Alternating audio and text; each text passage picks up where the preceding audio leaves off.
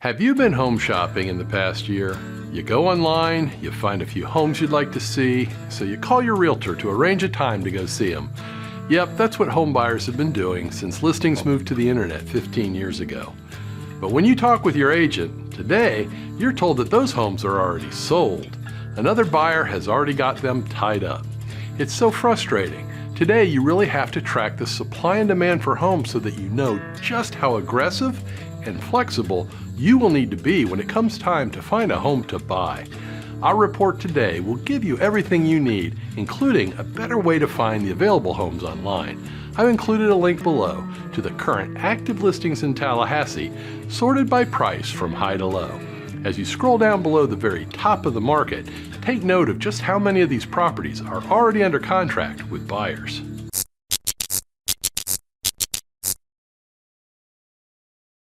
The data used in today's video comes from the Tallahassee real estate market, but the trends and conclusions likely apply to your market as well. The U.S. housing market is showing consistent results in most areas, and it all centers around strong demand and an undersupplied market. This graph displays the current number of homes for sale, separated by whether or not they're already under contract with buyers. Homes that are already under contract with buyers are shown in blue, while those for sale not yet under contract with buyers are shown in red. The ratio of homes under contract to all homes listed for sale is shown as a solid green line and measured on the right vertical axis. The green dashed line reports the one-year trend of this under contract percentage. Right now, there are 503 homes for sale in Tallahassee, not yet under contract with buyers. This is the most we've recorded since January. To provide some context for these numbers, Tallahassee has averaged 470 homes sold and closed each of the past 8 months, so the actual available inventory is only enough for about 5 weeks worth of buyers, meaning it's just over 1 month's supply of homes that are truly available. The percentage of homes under contract rose last month, something that is not uncommon were it not for such a great leap. Currently, 60% of the listings in the MLS are under contract with buyers, which is significantly higher than the 49% recorded 1 year ago. When we take in the big picture of the graph, it's clear how things are so different today than they were 10 years ago. It shows how the market has gone from a strong buyer's market to a strong seller's market. From left to right, look at how the percentage of homes under contract has reversed. On the left side of the graph, the height of the red bars was about 4 times the height of the blues, meaning there were far more homes for sale not under contract than there were homes under contract with buyers. Right now, on the right side of the graph, 60% of all current listings on the market are already under contract with buyers, meaning that today, 3 of every 5 active listings have contracts, versus less than 1/2 a year ago and less than 1 in 4 10 years ago. Buyers must understand when they go online and look at homes for sale, most of the homes they see are not really available, as other buyers have secured them with contracts. I can't tell you how many times a buyer calls us to go see a home they found on a national real estate website, and we have to tell them it's already been put under contract. This is why we recommend you use our property search tool for available homes in Tallahassee. It updates every 15 minutes and is the best source of current listing statuses on homes for sale in Tallahassee and its surrounding counties. If you are a longtime subscriber to our channel, you have heard me say that the supply of homes for sale is far too low for buyers to be able to casually shop for a home. And by the way, if you're not a subscriber, please consider clicking the thumbs up, like button, and subscribing now so you get all the content when it is fresh. The situation remains slightly better than it was in the summer, so if you're a buyer in the market, you might want to get aggressive right now before the rest of the market responds. Let's take an in-depth look at the supply side of the housing market and examine exactly what's happening that is causing the low level of availability of homes for sale. This graph shows how each month fared percentage-wise compared to the same month in the year prior for fresh new listings entering the MLS. I use the term fresh to describe homes listed for sale that were not previously listed. These are homes that are truly new to the market, not merely old inventory that was canceled and relisted by the agent or a new agent. The past 2 months have recorded declines in the number of homes listed for sale in 2021 when compared to the same months in 2020. But let me remind you that COVID had a huge impact on home sellers last year. Homes were withheld from the market in the second quarter last year, but then poured into the market in the third and fourth quarters. This is a contributing factor in the gains over the summer and the declines in the past 2 months. Right now, I feel the market has returned to its normal seasonal flow. While the previous graph showed a month-to-month comparison of fresh new listings, this one reports fresh listings of existing homes from January through October of each year.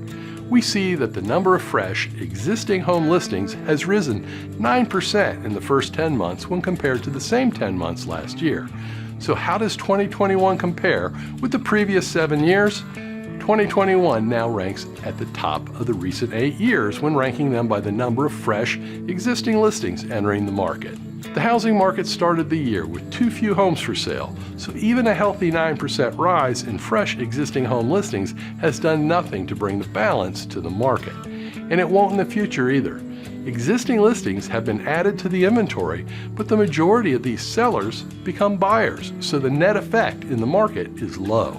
The continuing low supply of homes, coupled with the heightened demand, has pushed prices higher and has accelerated real estate appreciation.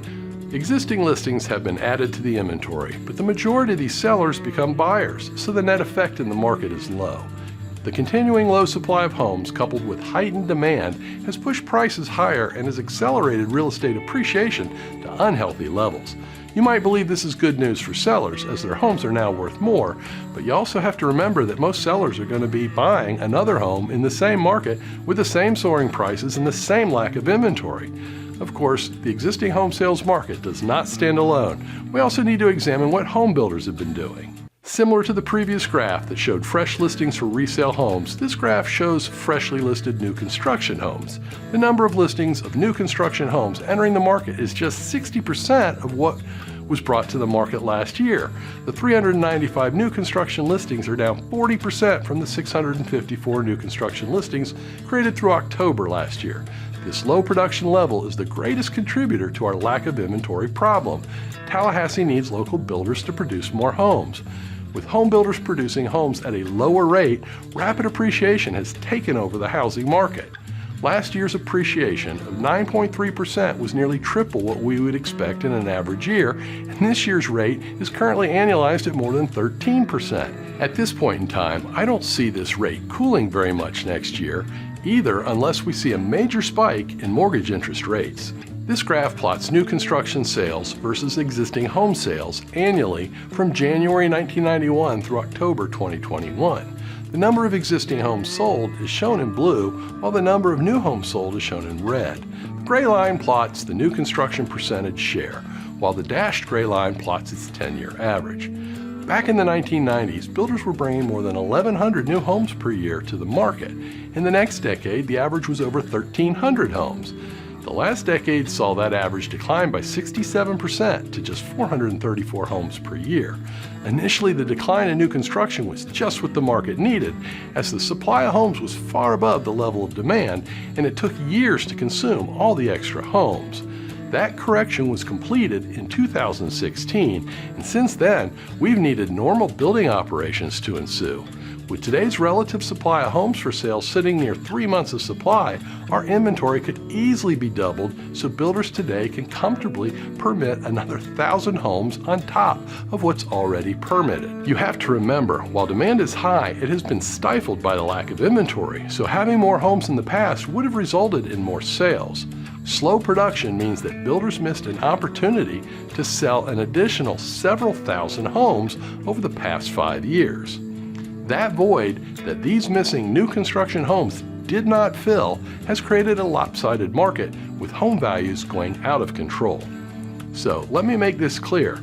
Had we built more homes since 2016, home values today would not be growing at double-digit appreciation rates. Now that we've covered existing and new construction homes separately, let's examine the global view of the supply side of our market, where we combine new homes with used homes, which produces this graph detailing the total number of fresh new listings that have entered the market through October.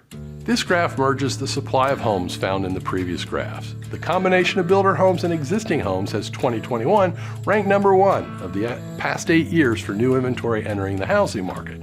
Remember, today's sky-high demand has created optimal market conditions for sellers, so even with the top rank, we're seeing historically low inventory levels. This year might have allowed a turn in the supply of homes for sale were it not for the decline in new construction listings. In fact, when coupled with heightened demand, the current stream of fresh listings has kept the relative supply of homes for sale near record lows. So what does this mean? It means tough sledding for buyers. Buyers right now are feeling the fear of missing out as we are seeing small but steady increases in mortgage interest rates, but we find the inventory far too low to satisfy the majority of this demand. Even as we've seen an increase in existing home sellers, we've seen demand remain strong and steady. Supply remains low, demand remains high, so home prices are going through the roof. Another set of listings we track is those that have recently been listed for sale but left the market without selling and then returned with a new real estate broker. These are the stale listings. This graph shows the stale listings coming back into the market each year, from January through October. With inventory low and home seller success rates near 90%, this list continues to get smaller. The 359 stale listings that have entered the market through October measure 59% fewer than the 867 stale listings that entered the market in the first 10 months of 2015, and 22% fewer than what we reported last year. The major takeaway you can glean from this graph is that one major segment of the supply chain has been depleted. For many years, we always had a bank of homeowners who had demonstrated a desire to sell, and it was from this bank that we drew the inventory needed to keep the market in balance. When demand grew, we pulled harder from the stale listings. When demand declined, we drew less. Next year, there will be very few of these homes from which to fill our declining supply of homes. The number of listings that go stale will never go away, but today's count is fewer than any year going back to the market crash of 2006. This table measures the supply of homes for sale relative to the current rate of demand. The numbers in the table represent the number of months of supply of homes for sale. Historically, a market with 6 months of supply has produced steady home sales and an appreciation rate of just over 3%. When the relative supply drops below 6 months of supply, we call this a seller's market, as there are more buyers than sellers. When the numbers rise above 6, we refer to that as a buyer's market, as there are more sellers than buyers. It is common to have a combination of conditions across the overall market. Not all areas and price ranges have reacted the same to the primary influences on the housing market, so this is why we have to segment the market to pay close attention to the differences that exist. The table segments the market through home price categories in $50,000 increments up to $1 million. Red shaded areas reveal a seller's market condition. Orange shaded areas remain in a buyer's market, while the few white shaded areas are areas that are fairly balanced. These results clearly show that the supply of homes for sale relative to the current hot rate of demand remains near a record low. With the decline of fresh new listings combined with the growth of the buyer pool, the months of supply of homes for sale is woefully low. This table shows you why such a high percentage of our current listings are already under contract with buyers. Right now, the overall market below 800,000 is facing strong seller's market conditions. There are areas and price ranges on the west side of town down to about 300,000 that remain in a buyer's market, and overall across Leon County, homes priced above $1 million remain in a glutted buyer's market. The very bottom line of the table shows you last month's relative supply, and we see that it declined across all 4 quadrants this month. We'll keep a close eye on this to see any new trends forming, but for now, pay close attention to the area and price ranges for the homes you plan to sell and buy. Overall, know that the market is crazy hot right now, so you have to have a good plan. For every 5 buyers that closed on homes in October, I estimate there were at least 3 more buyers that missed out on the chance to buy a home. The closings could have been nearly double the rate closed had there been more available listings. We need builders to step up and produce inventory in the areas and price ranges shaded in red if they are capable. Obviously, we're not going to see a builder bring in new units under $150,000 in Northeast Tallahassee, but there are a lot of red shaded areas in our table that could be pursued. If I were a builder and wanted to ensure that I did not build homes the market would not consume, I would look at the red shaded areas with a value below 5 months of supply. If you are a local home builder who would like analytical guidance on where and what to build, I'm happy to help. Just give me a call. For non-builders, you should know that we are on the backside of the hottest sellers market ever, so if you've been thinking about moving, it's time to act.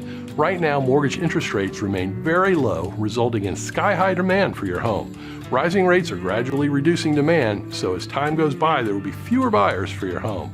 Rising rates won't likely reduce the value of your home anytime soon, but the rising cost of borrowing money will increase your monthly payment on the home you buy next.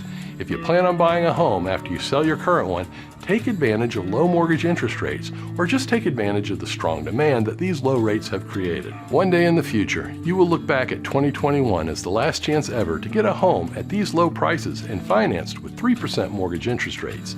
In the future, not only will home prices be higher, but so too will be the rate you pay when you borrow money for the home. Don't let this opportunity slip away. If you would like to see more videos about current housing market conditions, I've assembled a great playlist that you can view by clicking on the box on the top left corner of your screen. If you'd like to see a popular video featuring my top tips for home sellers, just click on the box below it.